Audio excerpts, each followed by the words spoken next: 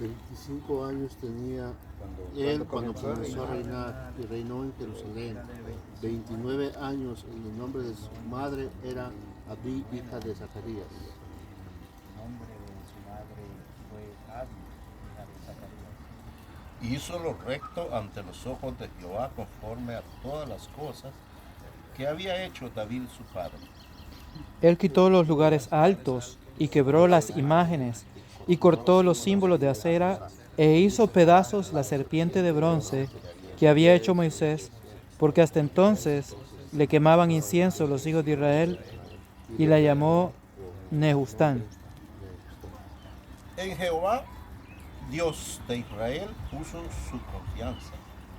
Ni después ni antes de él hubo otro como él entre todos los reyes de Judá.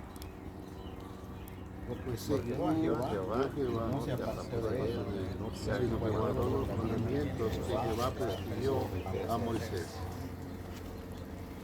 Y Jehová estaba con él, y a donde quiera que salía, prosperaba. Él se rebeló contra el rey de Asiria y no le sirvió.